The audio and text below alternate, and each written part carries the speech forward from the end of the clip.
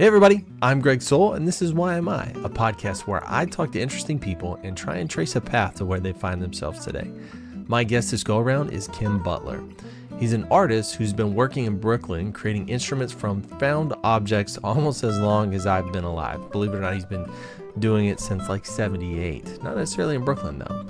Not only is he a visual artist, but he's also a musician, right? Artist slash musician, as it were. We talked about how he refuses to compromise either for his art or his music, and a healthy ego seems to be at the center of his success. Also, I'm digging his secret to not letting times like this settle into your body. I'm practicing it. We'll see how it works for me. At any rate, I hope you enjoy this chat with Ken. Ken, thank you for joining me on the Why Am I podcast today. My pleasure, Greg. Yeah, happy to be. Absolutely. I'm absolutely pleased to have you. So I found you from digging through the archives, just looking on the 60-second doc stuff. And you happen to be one of their early folks on there. And then I looked you up, and you're more than just a guy making interesting instruments. There's a lot to you, and I'm curious if you will answer my one question I ask everybody, which is, who are you, Ken? Well, I'm a human being, a upright, retinal, egocentric, oriented, a biological being who has a diverse interests, but primarily I'm an artist slash musician, as opposed to an artist and musician, as I try to bridge both of them together. And I have been focused on that combination in my creative life from when I was a young child. My mother was a very talented musician and visual artist, and didn't really have a career doing either of those things, but very much motivated me to express my creativity. So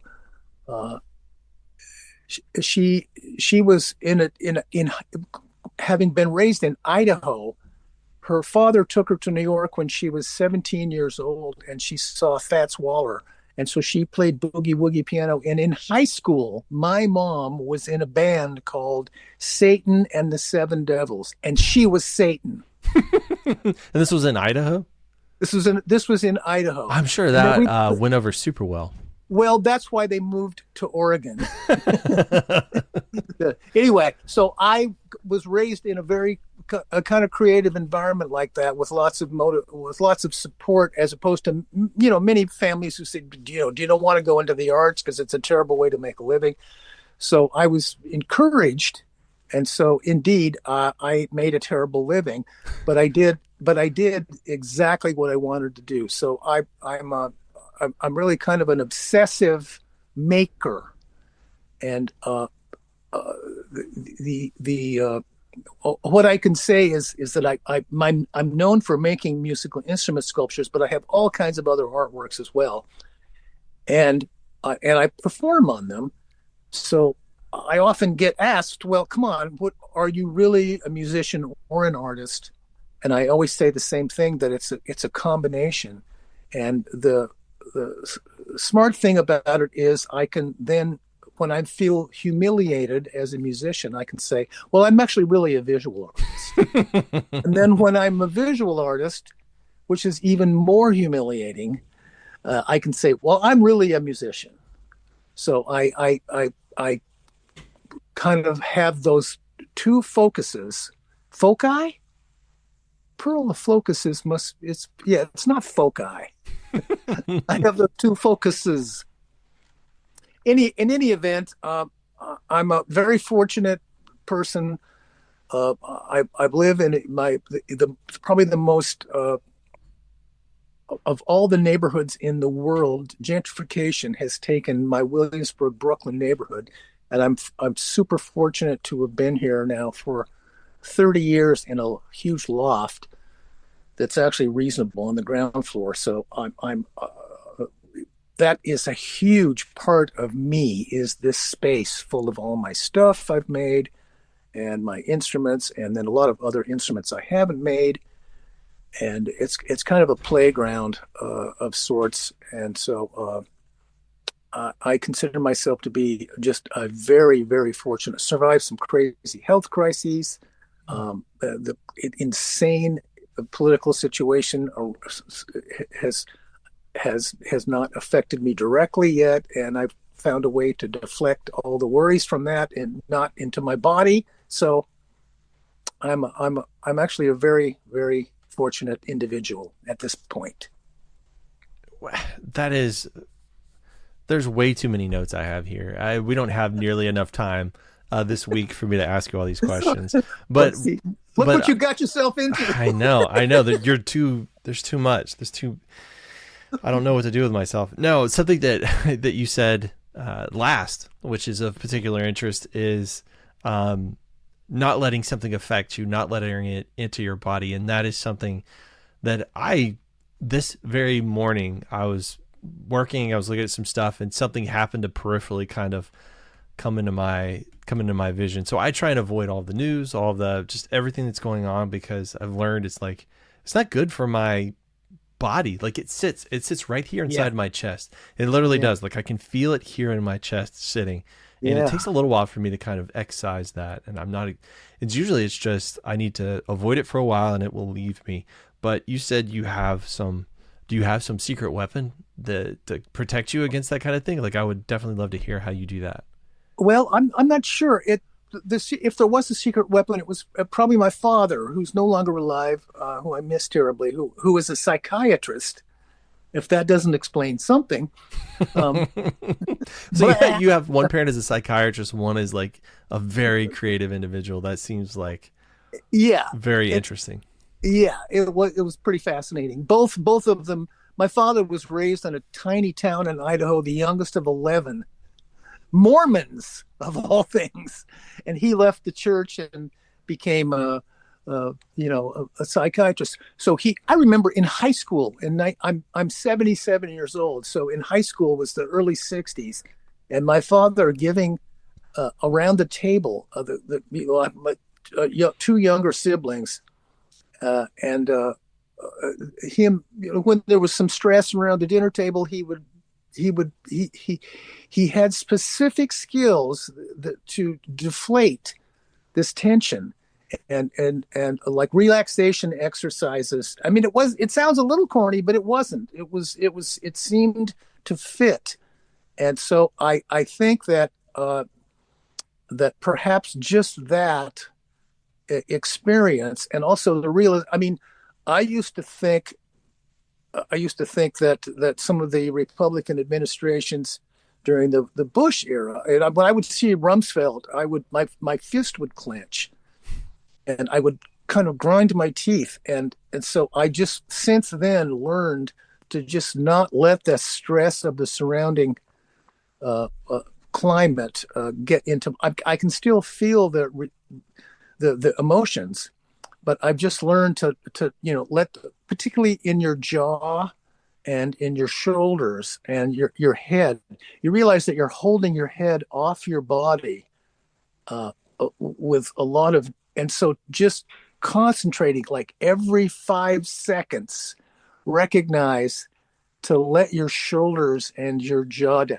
Now, I'm not one of these people that I've never taken a class or anything. I don't know I've never read a book about any of this. So but just in general, I've just learned to just let the tension around your eyes and your neck and your jaw go, and so that you can experience that feeling.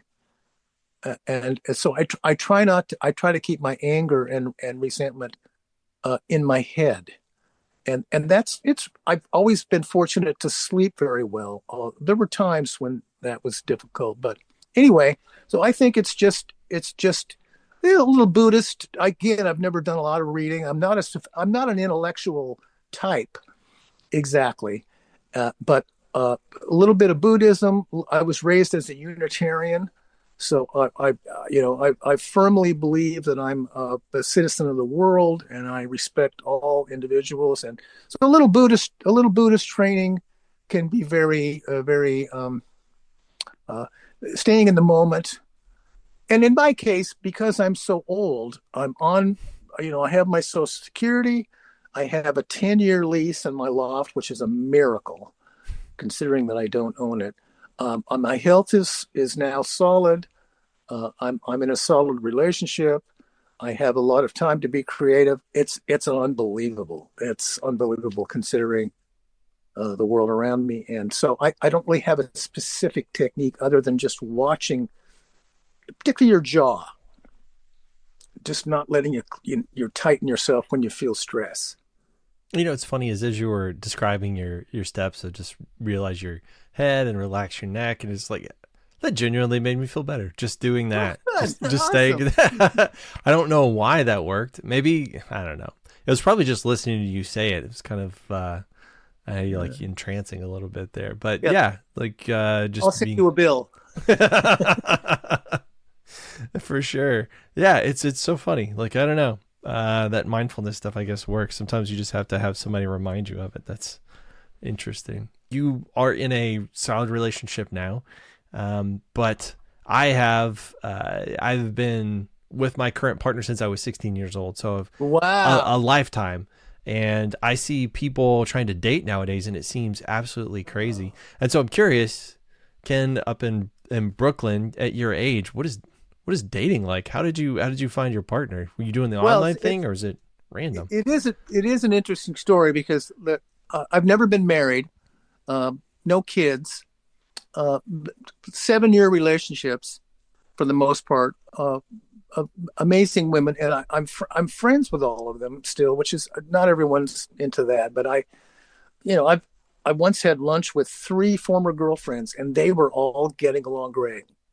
That seems Uh, bizarre. That seems yeah, like the a little, setup for like a yeah, comedy. sitcoms, Yeah. sitcoms, but maybe it's the influence of my father or whatever. I don't know. I just it seems that's so during, but there's also been long periods of when I was not in a relationship, and I wasn't miserable. I learned to I'm pretty focused and capable of functioning on my own. But I tried online dating in 2005 or so, 2005, which was, I mean, the very first date I had was worthy of a short movie, uh, a tragicomic movie. I won't go into that, but suffice it to say that I when I left the date, I got in my car to go home and burst into tears. Oh no. At, yeah, at this at, with empathy for the poor woman who I had been hanging out with, and whose life was such a mess, and it was just so sad that and the resentment that so many women have against men, uh, who I was dating. So I bailed on that, and then whatever. So, but the current relationship was someone I dated 17 years ago, who is an artist and musician. And she's a very talented sculptor and violinist. And so I was fortunate enough to have a huge retrospective exhibition and series of concerts at a space called Culture Lab in Long Island City here, not far from me here in Williamsburg, Brooklyn. And this is in Queens. And she happened to come to the opening, and I had maintained contact with her as I have with many of my former partners, even though the relationship only lasted 3 months. And, and she came to the opening on a Saturday night by herself. And I said, "Well, where's Ted?" And she went, "Oh, Ted and I broke up 5 years ago." And I go, "Oh." So that's almost exactly 2 years ago. So anyway, I'm not, both my other siblings have been married for 30 plus years, 40 plus years. And most of my friends who are in relationships also have long term relationships. So anyway, it remains a mystery. You'd think that at this age that I would have some deep insights and kind of knowledge about the intricacies of that dynamic, and I'm still kind of clueless as to how that all works. I mean, less clueless perhaps than I was, but I'm not one to give advice. It's just I don't think that's you know, necessarily a bad thing. To me, there's no negative connotation to that. It feels like true. you're the kind of person that lets life take them where it will, and you're just along for the ride and seeing what happens. I genuinely enjoy Yeah. opportunities to do that. And what currently Mary Louise and I have in common is that we both have a fairly functional studio practice where Mm. we have you know we have this devoted thanks to our parents to a degree we have this free time now to devote ourselves to being creative, and so I thank you, Jack and Marjorie, for making that happen. And so we both of us have kind of similar structures right now in our life. Although she owns her apartment, it's about an hour on the subway from here, which is not convenient. Mm. And the chances of us living together on a 7 day a week basis seems financially unlikely, but you never know. Hmm. So, in your family, you said you had a couple other siblings. I've noticed in most families where there's 3 or 4 kids, one of them's the weird kid. Are you the weird kid, the artist? Probably, yeah, Yeah. probably, yeah. Although my sister, who's 2 years younger, lives in a they she and her husband, who's a retired lawyer, they and she has 2 kids, and her daughter and her daughter's husband and 2 little ones bought a house together in Portland, Oregon, and my sister and her husband built a dwelling unit in the backyard. So they live in this kind of compound. So it's family, family, family, family.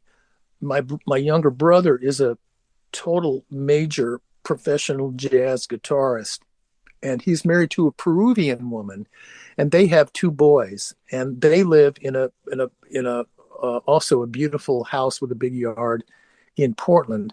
And so the the they're but they've both been married a long time, and so I am probably, yeah, I'm weird Uncle Kenny, no question. That's so cool. That's so cool.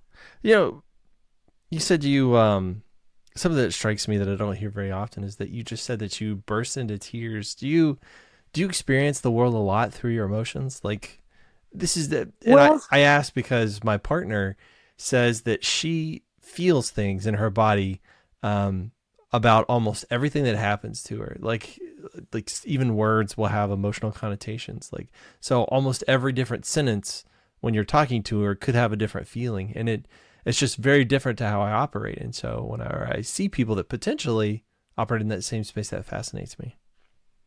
I would say yes and no. Let's my partner my partner happens to be more like that than I am, but I am emotionally moved oftentimes by music. A Hmm. singer, a particularly female singer, although there are male singers, but that would be or like witnessing a flamenco, a little bit of flamenco music, or even, but just a really good singer, even a kind of slightly cliche great singer, uh, can immediately bring me to tears. The incredible Israeli vocalist, um, uh, no, now I'm spacing out her name, um, Yasmin Levy, who is a Ladino vocalist, who a woman I was dating took me to Carnegie Hall, and the ney player, the open-ended flute player, came out, played a little bit, and then she walked out in her long black hair and a red dress and came to the microphone. And just within 5 seconds of her, I was teared up. So Hmm. yeah, that I'm one of those people that vocalists which is interesting given that all my sort of macho guy guitar slinging millions of guitars everywhere, guitar, guitar, guitar, guitar, guitar, etc. Guy thing, and I could talk for hours about the difference between a Fender and a Gibson kind of thing. And then what really gets me is world vocal, a female vocalist. There's nothing to so that's interesting. Yeah, I But definitely identify with that too. I love musicals. We go to musicals pretty frequently, and sometimes those female powerful pieces, man, they get me, and I like yeah, it. Sometimes out of nowhere, they will surprise me. Although I shouldn't yeah, be surprised at this point. right. Touche. Yeah. So, but I typically but I'm not a particularly I, I'm not a particularly easy to laugh, but I can tear up certain things like that, but not so much necessarily if someone's struggling. It's more an emotional reaction than it is if someone's having a really hard time. I probably won't come to tears about it unless it's really hard or a family member or something. But in general, though, but music can move me that way, and a great movie occasionally. So, but I don't. Yeah. Well, I'm not, and I'm proud that I can cry, and I wish more people. The country needs to burst into tears now. Is Yeah, and then some action. But anyway, let's stay away from that, I yeah. guess. Well, yeah. It took me a little while to learn to access the emotions that I do possess, and the more reps I get in it, actually, the better I get with it, and makes me more empathetic. A lot of it for me, I have to have touchstones. So when somebody's telling me a story, if I've never experienced anything like that, it's hard for me to feel an emotion about it. My wife, on the other hand, she's amazing at that. Like even if it's something that she's never experienced at all for herself, she can figure out a way to liken it something to her and like have some kind of emotional response. But usually it has to be something I've kind of experienced in the past. Yeah, I would say that for me, I tend to, I'm probably sort of like overly self-sufficient, perhaps a little bit even, I dare say, on the narcissist side of things sometimes with my some of my choices and my, but but I have perhaps a little overly strong sense of self, so I tend to be able to think I can deal with anything, and I overcame some crazy stuff. So, I think that's character building when you pull through. Yeah, I've noticed people have this negative connotation when you think you're awesome. So, cards on the table, I'm probably the coolest Yeah, person I've ever met. I think I'm awesome. And I never question it, and I don't have any problems, and I'm not in anybody's face about it. But I also know if you say it out loud, people think you're a jackass. But I don't yeah. understand why. To me, it's just factual information. Like, I don't know. I think I'm cool. I don't see any problem with that. It seems like you're in something of the same camp. Well, I mean, I don't think I'd say I'm cool, but it's almost like, it's like, but I'm just like in terms of the emotional thing, like I feel like I feel capable of being in any situation, feeling comfortable, Yeah. basically. And that doesn't mean I think I'm cool. I think I'm just like, actually, maybe it's the opposite. I'm, I'm like, I don't, well, I don't care that much about stuff anymore in a way. You know, if it's, like, eh, well, you missed out on a great opportunity to, da da da. Oh, well, you're not going to the big event in Midtown Manhattan. No. So there's a little bit of a blasé sort of. So it's a probably a psychiatrist could get into that and understand that it's a little bit of uh, uh, uh, mixed messages to a degree, but because the art world is so full of crazy sensibilities and whatever, and it's not like track and field, where it's clear who wins the Mm. race and who comes in second and third. In the art world, it's the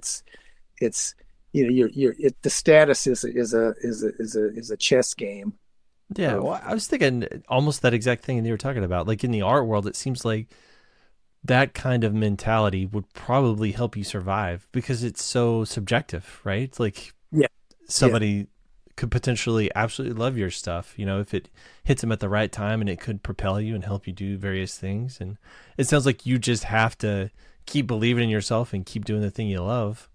Uh, yeah, and that's right. That which is not the advice you get from certain successful friends who, can if your work is too much like cubism, and if you lost the cubism thing, you'd probably do okay. Or Ken, you can't be an artist and musician. Nobody's done that. You have to focus on one or the other, and so those kinds of things. But I just ignored them, and so yeah. So I really did succeed at doing what I wanted to do in spite of everything to a degree. I mean, of course, I didn't.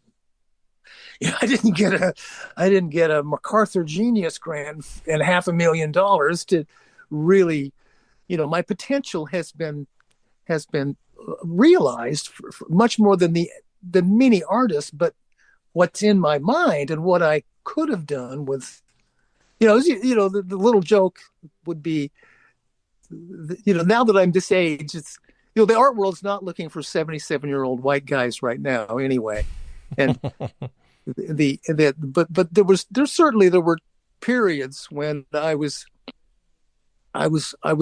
at an opening and with some of my work, and I was waiting for the guy in the $1,000 suit and the cigar put his arm around me. Ken, I'm gonna, my name is Luigi, and I have a gallery, and you know, then it's selling my works for $20,000, $30,000, and I was off and running. And then I'd get a studio and helpers, and then I could have had a real career. But I'm not bitter about that, because that's only as we know, it's 0.0001% of artists actually have a real bona fide serious career, notable career. It's a tiny, and I'm not complaining at all. A little bit, maybe. well, I mean, how many artists do you think go into it, one, either expecting, or two, hoping that kind of thing would happen for them? 100% of them. Really? Every single person? Just about, I would say. That reminds me of I always a cartoon in an art magazine, with it's a little drawing from the back of a classroom, and there's about 30 kids in their chairs, and the teacher up in front is saying, well, MFA graduates, congratulations on completing 4 years of a master's degree in fine arts, and I wish you all the best of luck. It's going to be tough out there. The math says that in 10 years, only one of you will be a functioning artist. And over each one of their heads is a little thought balloon that says, it's going to be me. I mean, I don't know.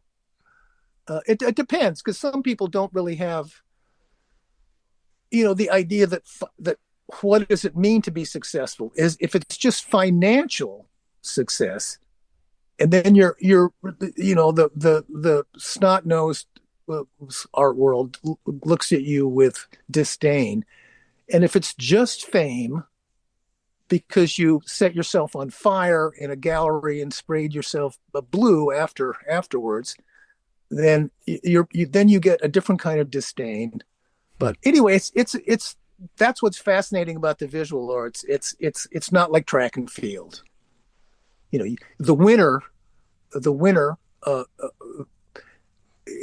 is not the person who won the race. They just happen to be in the right place, because there's plenty of talent. I mean, if you take 10 genius artists, all with like super high IQs and unlimited resources, and you put, only one of them's going to really do something.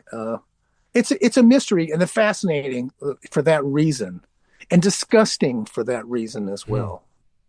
Anyway, music is a little different because it's harder to, well, not now with AI, I guess that changes things, but you can't really fake most creative disciplines. You can't really fake violin playing. There's nobody's made a career by faking it, kind Hmm. of. But an artist can kind of get away from that if you know how to sort of manipulate the sensibility. You can rationalize anything. There's nobody. There are artists who can get away with intentionally making bad paintings as a concept. This is a bad painting, and I'm a really good at a bad painting. But musician typically does. Well, I'm really good at unplaying. Although there are the improv, free jazz types who intentionally try to. There's a guy who smashing instruments is now kind of a thing. But anyway, now I'm rambling.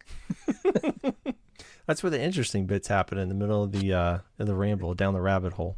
So, I watched some of your YouTube stuff, and I saw some of your Culture Lab stuff from like March 2024, and you were playing an instrument. And so you mentioned that you make instruments, and I'd love for you to talk a little bit more about that. But when I was watching this piece, there were all these various, I don't know, it was an instrument comprised of lots of different pieces that you'd put together. And I was thinking, this is like, it's kind of like part musical performance and part you're like a Foley artist, like in movies where they have somebody who create the sound effects Sure. for like I was like, this feels like the most unexpected mashup of those two professions kind of in one presentation. And I was just, but I also liked how, like, listening to the audience, because I could hear the audience in the recording as well, that every time you would uh, create a new sound, that you could hear the crowd react. And a lot of times you could hear people laugh. You could hear like the joy in the room as you would, you know, add something new because you were kind of layering all this stuff together. I just found it so interesting as a con because I've never seen anybody do anything like that. Like, one, make bespoke instruments that do that kind of thing, but then two, to like create a performance like that. I thought that was so cool. Yeah. Well, it's that's there's unlimited hours and hours of potential elucidation about all that. But I think that the difference between, well, a Foley is interesting to certainly to listen to, but perhaps even more interesting to watch, of course, which doesn't happen with Foley. Foley is all in the background specifically. And if you see, Bugs Bunny climbing a ladder and running across a field and jumping into a lake, um, you hear because the sounds according to what, but if you watch the Foley people create that live, it's kind of fascinating the way they do it. And so that's one of the things about me is that I'm very into, well, for one thing, if you make an instrument out of found objects, the first thing I made was a hatchet violin in 1978. I put made a turned a hatchet into a violin with a contact microphone on the bridge, plugged it into my amplifier. I was playing it, and it occurred to me that this interest in, well, Ken, you can't be an artist and a musician. If I made instruments that were sculptural and unique in their character and visually interesting and quirky to look at, and I could play them because I had studied music. I had played viola as a child. That was a natural way to combine the art forms. And therefore, when you're witnessing someone playing something that's unusual, several things are very different. For one thing, you have your expectations are low. That's where I was thinking, right? The oh my God, that guy's unbelievable. He can almost play that. As opposed to in New York City, you get a violin or a trumpet, or you better be pretty badass. So there's that, and it's seeing it made live. It automatically a decision I made was to avoid all the high technology. Hmm. I've never owned a laptop, and I don't record. I have one record because I just think that I'm so interested in that relationship of the visual part of things, and to integrate the visual and the audio. I thought, if I'm performing live and people see that there's a specific gesture, and my hand goes to the little egg slicer that's amplified with a contact mic, and I ding ding ding ding ding ding ding the egg slicer, and they see that happen live, that is more meaningful than listening with your eyes closed to a recording of the egg slicer as a sound. So it's not the sound that I'm interested in, it's the relationship of the gesture and the sound that I decided to keep my focus on. Therefore, I'm more interested in video in a way than I am in audio only, although I do have a record. John Zorn, the incredible musical genius impresario here in New York, signed me to his label, and I did a record, and I have a CD that has a 16-page booklet with pictures of the instruments, and that's the closest thing. So there's a picture of the instrument on each tune that I'm playing, and it's live. There's no overdubs, with an incredible band, and so that's Voices of Anxious Objects. But that's my only real. I have a couple other little CD things that I did on my own, but I'm just not really into recording music only, because that can be, at the highest level of music, you have your eyes closed and your earphones, or a live concert is a whole different thing. And so I just focused on, so I'm all about live and video. But the instruments themselves are, I've made 500 of them over the 40 years, or almost 50 years, I guess now. Oh my God. No, actually 45. Anyway, I can't do the math in my head right now. But so it's people are sometimes confused. For one thing, they ask, are these all playable? And then I have a classic smartass response to that, which, well, can you name any object at all that's not an instrument? And no, you can't, because you could take anything and amplify it. You could take the eyelash of a bumblebee with a tweezer and put a contact mic on the tweezer and tweak. You could take anything can be percussed or make a sound, and music is really just sounds that are organized. But most of them now currently are not meant to be performed on. So I have a group of about 12 to 15 there's a group of about 6 or 7 that I classically perform on in an hour set. And then maybe there's another 15 or 20 that I would also could bring into the picture. But that involves, different techniques, like some of them have frets like a guitar, or 4 strings like some like tenor ukulele, like an oud, maybe a fretless kind of thing. And then there are some with multiple necks, and then also bowing under my chin, like a viola or longer string kind of viola-like thing. And then some that are in more like a cello fashion, or like a fretless bass thing where you use finger techniques. So I'm using a lot of different techniques. And so I'm kind of you could say that I'm somewhat of a multi-instrumentalist in that sense, predominantly with strings. And the next thing would be some kind of percussion, because the nature of the contact microphones is that, like, for example, if you put a contact microphone on any object, and then plug it into a preamp and into your amplifier, it amplifies the physical touch to the object, not like a regular condenser microphone. So if you stick a whole bunch of stuff on a hockey stick and some strings, one microphone, you can tap the end of the shaft of the hockey stick and you do, do, do, do, it'll come through the microphone. So in that sense, it's quite simple, but over the years, I've elaborated it and figured out, placement of the microphone and different kinds of things. So in a way, it's like I'm developing my own samples that a musician typically would use in their computer or a synthesizer, but they're actual bespoke objects.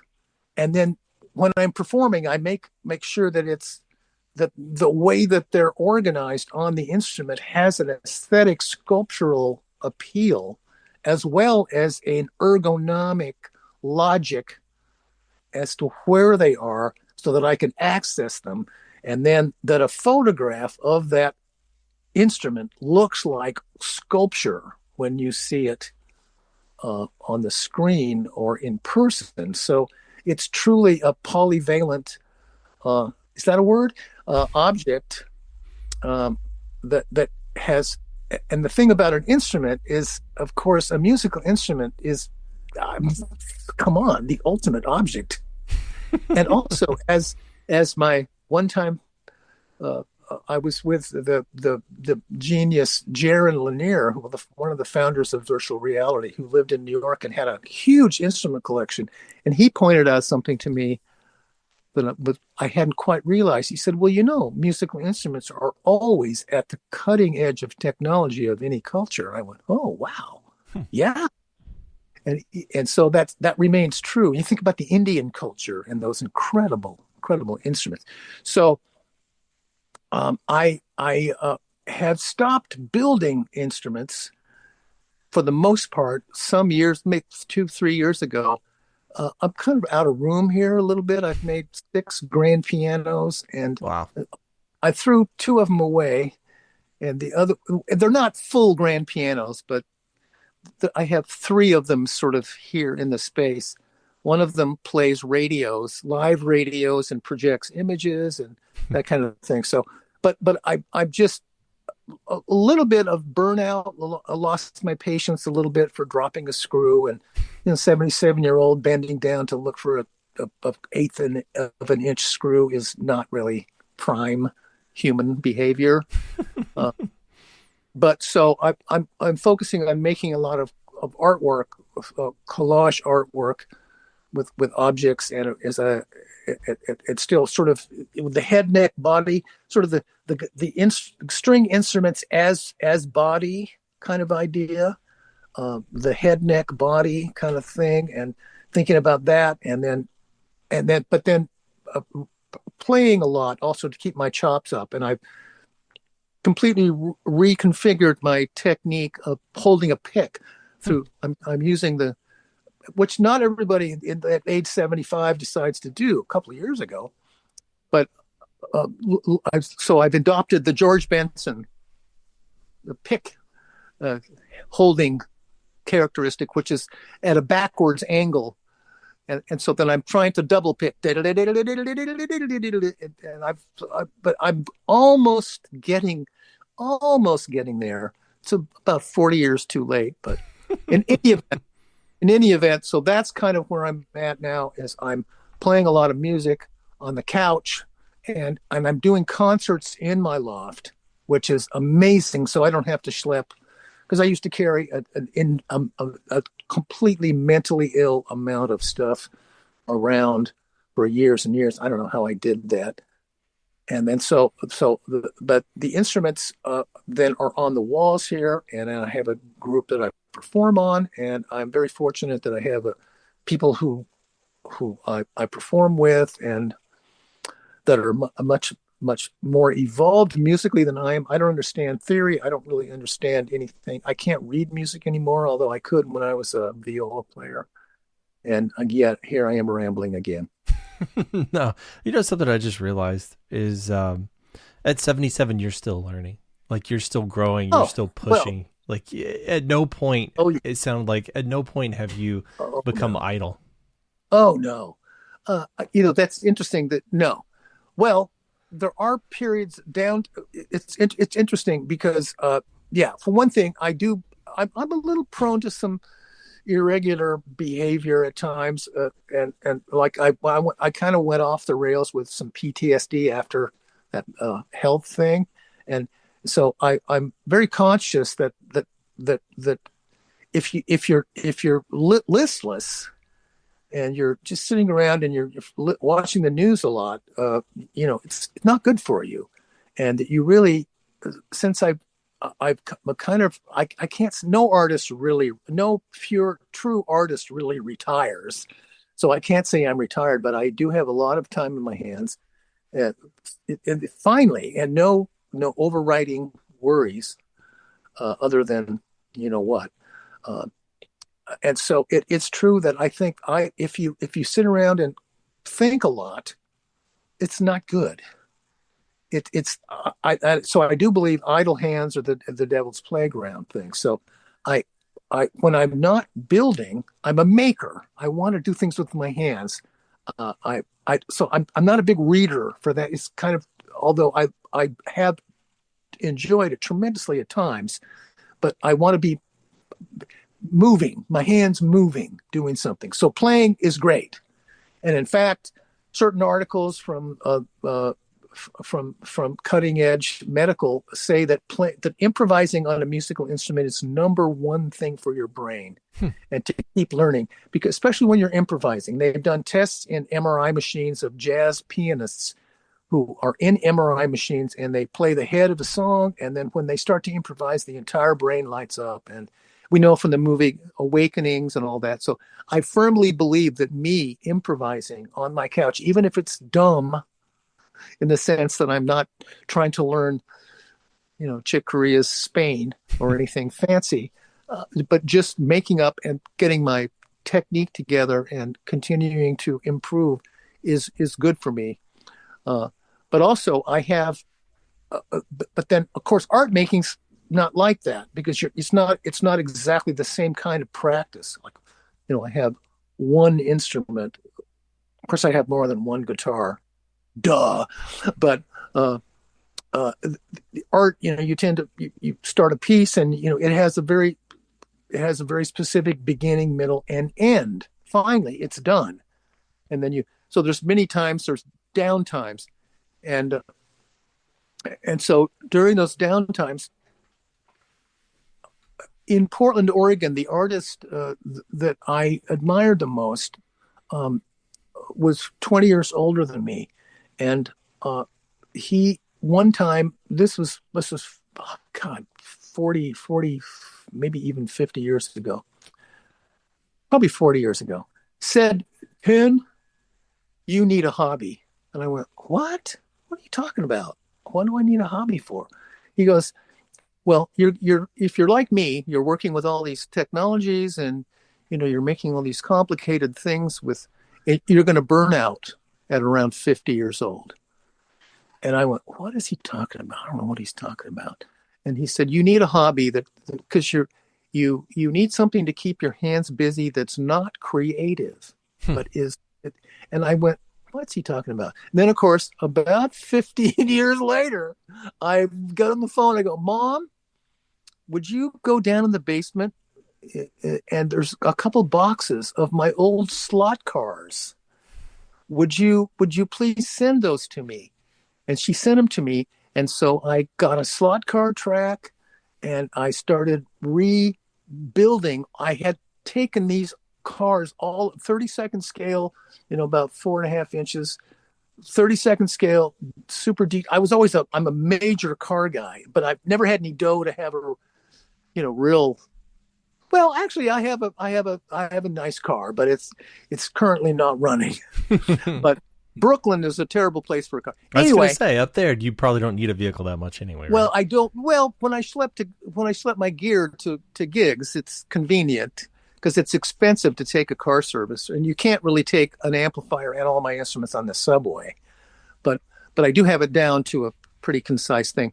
But so that's my hobby is I detailing and rebuilding cars, and fantasizing about as a child, I won a contest at Lincoln High School for the Fisher Body Company Craftsman's Guild, and I designed and carved a 1/8 scale car of my own design that won first prize in the state. And I have a trophy in the Lincoln High School. And I almost went to Detroit. And so my fantasy was that I was going to work for Pininfarina or Zagato in Italy, designing Ferraris and Maseratis and sports cars. So that's here we go. Total cliche guy. What are you into? Cars and guitars. So it's not exactly, but of course I consider myself to have a very refined taste in those two things. So anyway, I have a hobby.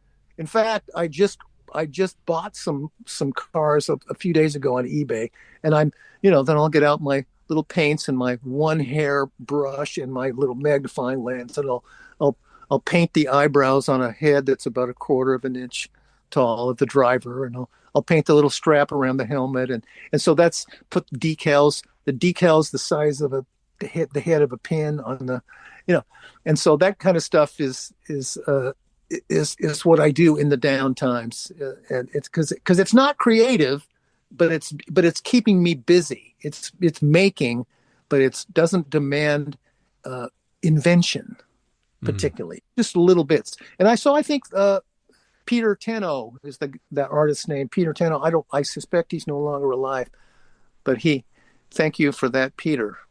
Yeah, small detailed stuff. I enjoy doing for not too extended a period of time. I don't want to grind at it for 7 hours straight, but small detail work, I do enjoy that from time to time. I find that it kind of turns my brain off in a way that nothing else will. Exactly.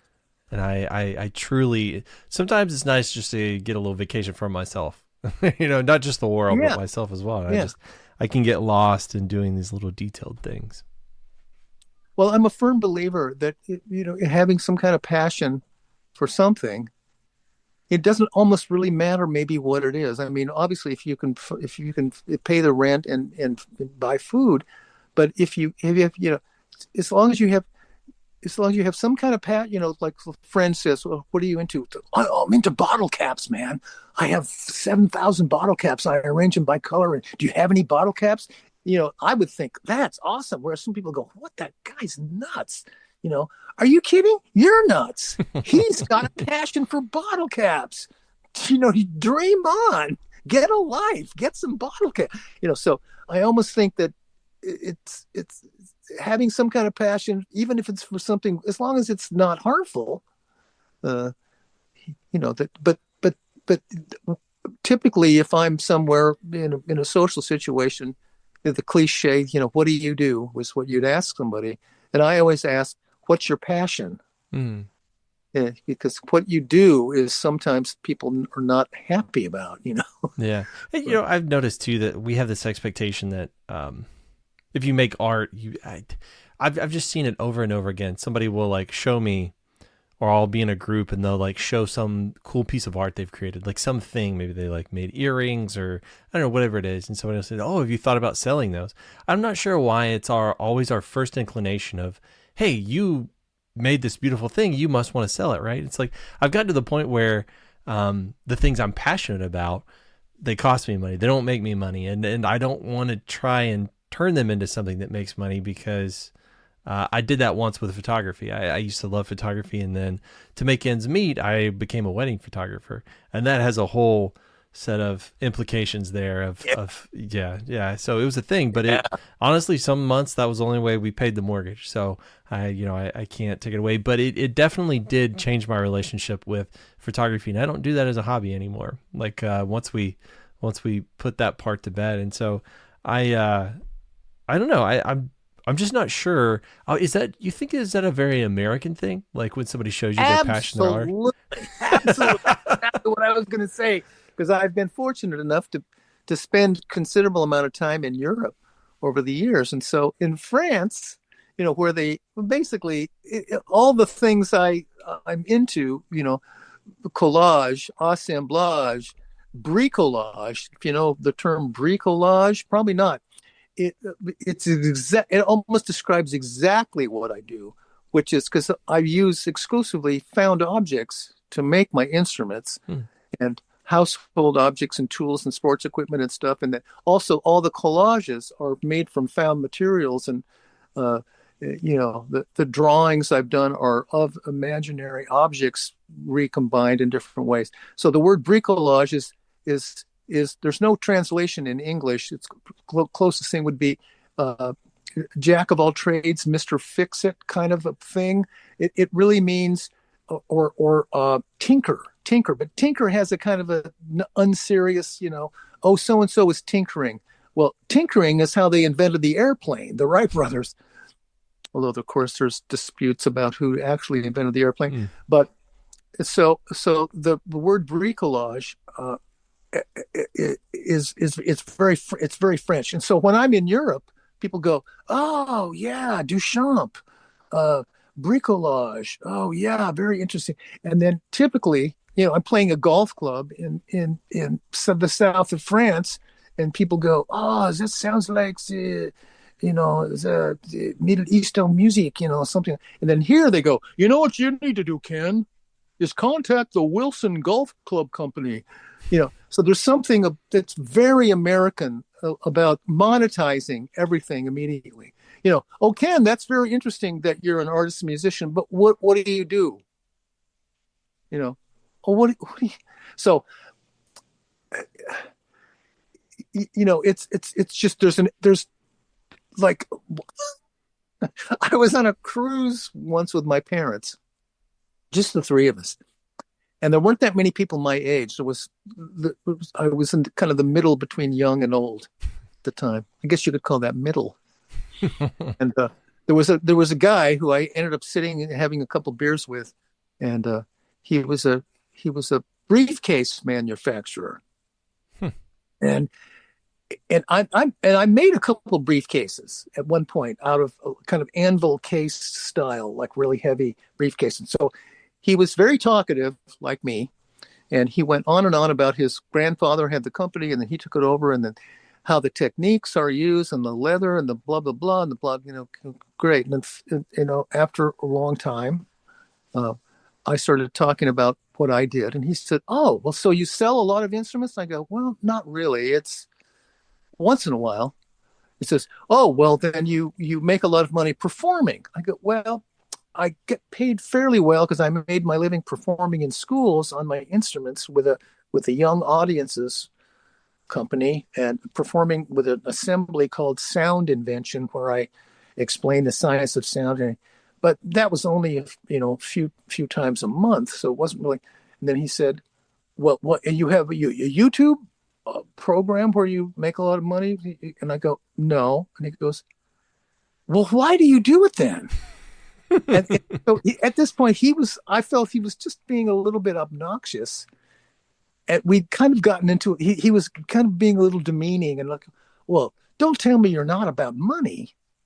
And so finally I said to him, "Well, the reason I do it is because 100 years from now, uh, when people look back at this period of time, much like there's something called culture." And they mostly, when you look at a book in the history of culture, they don't really talk about briefcases. They talk about sculpture and music. And he kind of, but he kind of got it though. It's not about money. Unfortunately, it is now. Yeah. But anyway, so I've sold about 150 pieces, which is a lot more than some artist friends of mine and a lot less than some and whatever. But it's not a competition anymore. And it's nice to be in a situation where I kind of don't care in a way. And I'm fortunate that I have an insane deal in the space here. So it's one of the last places that the artistic boom of the neighborhood ended some time ago. And so I'm kind of a remnant of that era. And so I have a remarkable and also I've been, one of the reasons for deciding to make instruments from things from the street is I thought that was a, relatively practical solution if your materials are free. And in fact, it's one of the reasons I wanted to move to New York from Portland because there's so much recycling in Portland.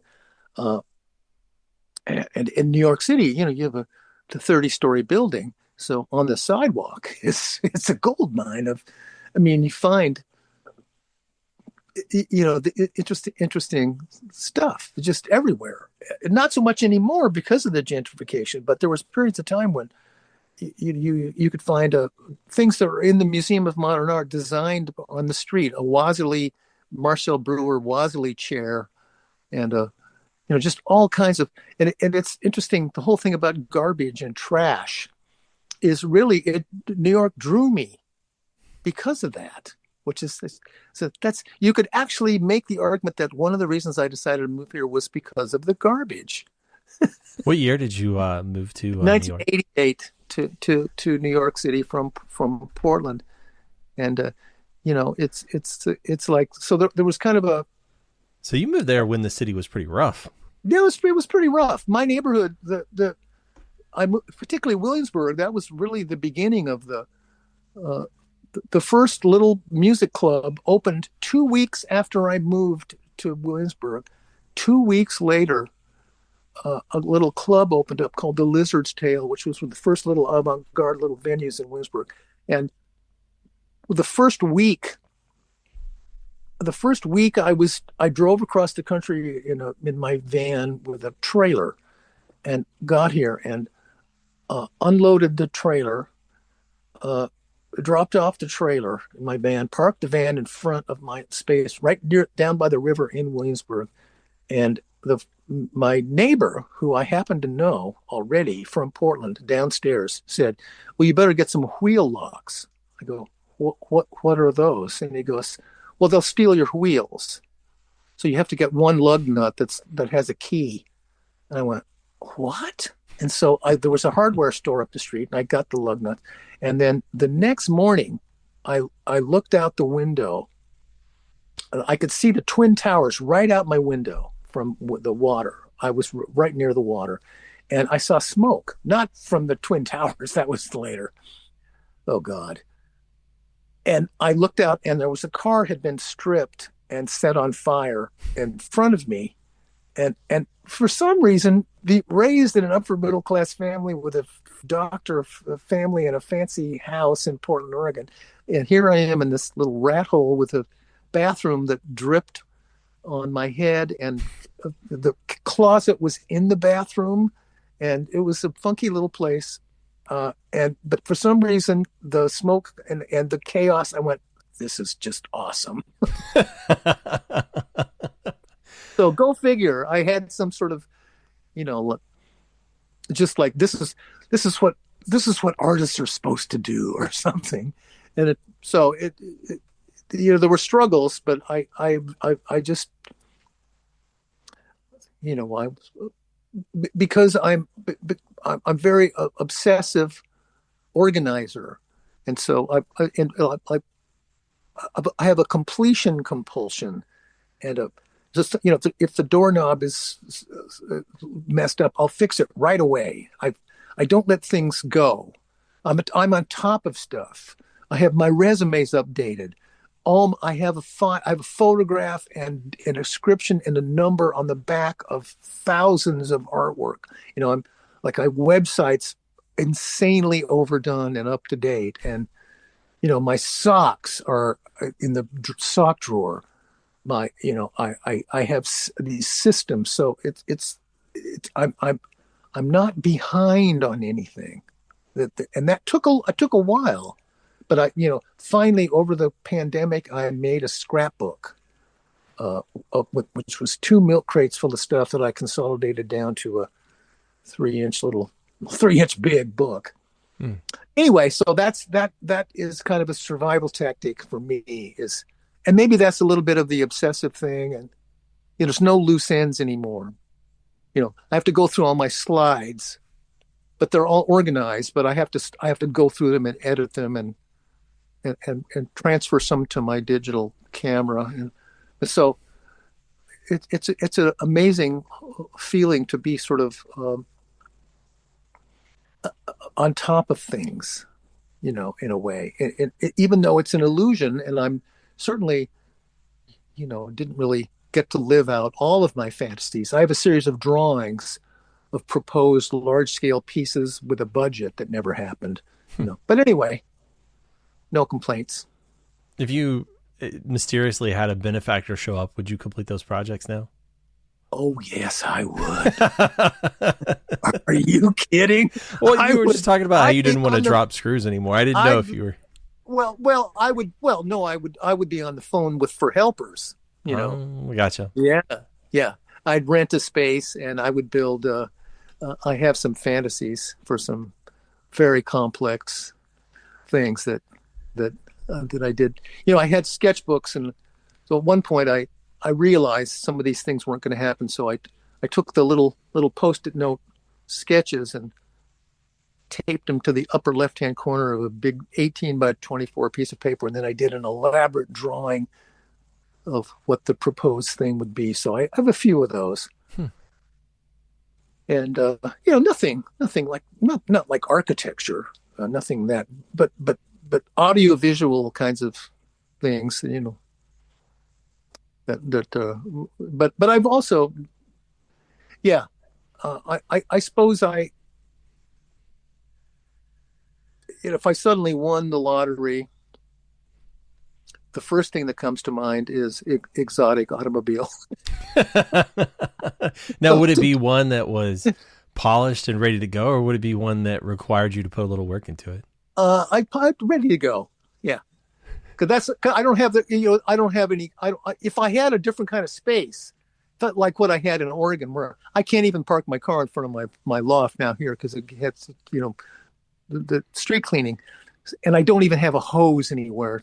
So if I did rebuild an Alfa Romeo and when I was a kid, in my living room, so I rebuilt the engine on a 1961 Alfa Romeo that I eventually had to sell. So I had some history of knuckle busting, but but mechanics and guitar players aren't often, because mechanics' hands are a mess. Mm. And so you don't want to have messed up hands when you're trying to play. Your broken knuckles and grease, and when you're playing a $6,000 guitar, you don't want to do that. Yeah, yeah. Because I've noticed as I age, I'm having to make concessions to my age. And Yeah. so I used to longboard and I used to enjoy that kind of thing. But Mm-hmm. at this point, if I hit the deck, it's going to take me 2 weeks to recover from that. So it's like you start making Yeah. all these concessions. It's like, I really enjoy that, but is it worth the amount of time it's going to get? Because I'm inevitably going to fall. So how long do I, every year that I get older, my recovery time increases. And so it's just, man, I just, all right, I'll just let that go. I'll give that away. I definitely think about that, and I share this. This is a 3,000 square foot space. I share with two other people. We share the kitchen and bathroom, and we all have our own entrances, so it's pretty remarkable. But and none of us are big cooks, so the kitchen's not too chaotic. But so when I have 11-foot ceilings, and so when the fluorescent tube that was on the ceiling went out, I call my 40-year-old roommate, loft mate, who's a very, very good painter, uh, artistic painter, and so he comes over and oh yeah, no problem, Ken, I got this, and he climbs the ladder and changes the bulb for me, because I'm very conscious that that's a huge thing particularly for people my age. Yeah, yeah. I had a friend that I lost. He was on a ladder doing something, I don't remember what, and fell, traumatic brain injury, and Yeah. he's still with us, but he doesn't remember who he was. So it's Yeah. it's So I'm very. In reinvention. fact, that's interesting because I was on a ladder earlier today changing a bulb very high, but I did it with like just sort of meditative clarity and carefulness. But yeah, it's definitely something to be concerned for, And yeah, I'm not much of a risk taker in general. I have a fear of heights, in fact, so I'm Hmm. not going to be doing anything too crazy. Although I did like to I like to drive. I like to drive. I have a need for speed, or I did. Not anymore, but when I was a kid, I was, sideways at 120 miles an hour in a controlled drift Oh my in God. my, in my dad's car. So I have huge auto racing, huge auto race. It's funny, it doesn't go with the art is made from garbage and junk and crap from the streets and smashed cans and, detritus. But then I have this taste for totally slick, over the top, ridiculously expensive supercar, Le Mans prototypes, and so I'm kind of never grew up You in the contain multitudes.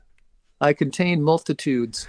I tell you what, Ken, we're coming up on the end of it, and I really want to thank you for your time. You are a fascinating cat, and I didn't get to a tenth of the stuff I wrote down, all the questions. So you are an exceptionally interesting person. I really appreciate your time, the gift of it, because it truly is a gift. But I usually like to say right here, is there any particular way you would have people find you if they're interested in you, interested in your work, things you're doing?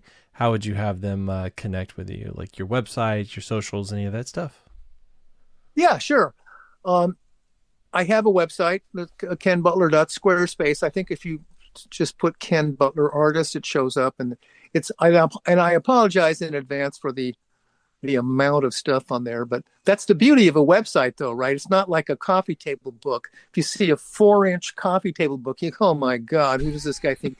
But the website, you're not aware right away that it's, So anyway, there is a website, and I recently added a lot more.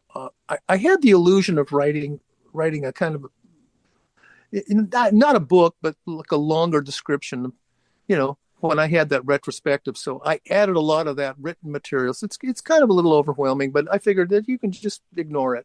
But there's a website.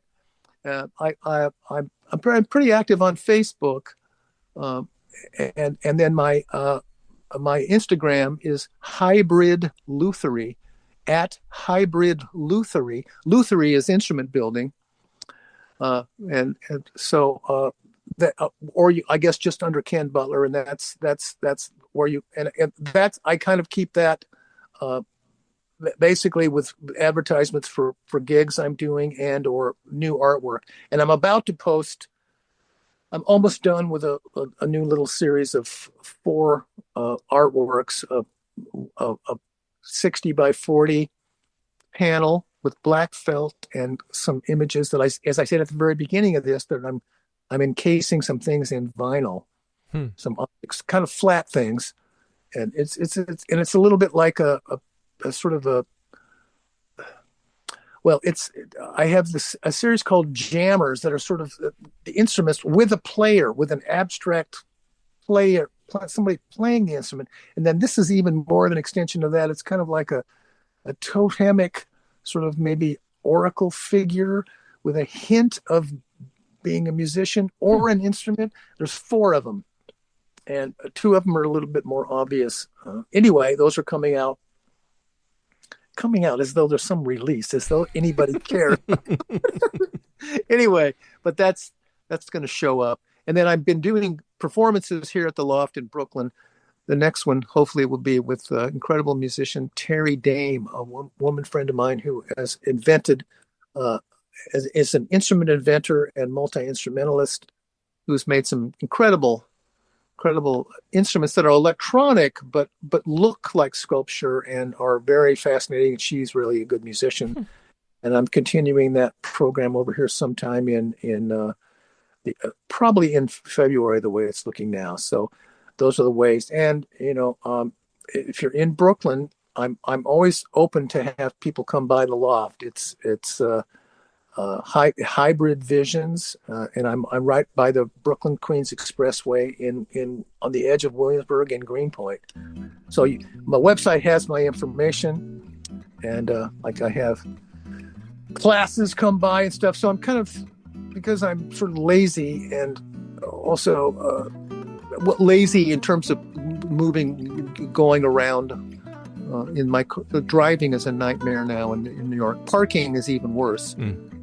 And the subways are not so dependable all the time.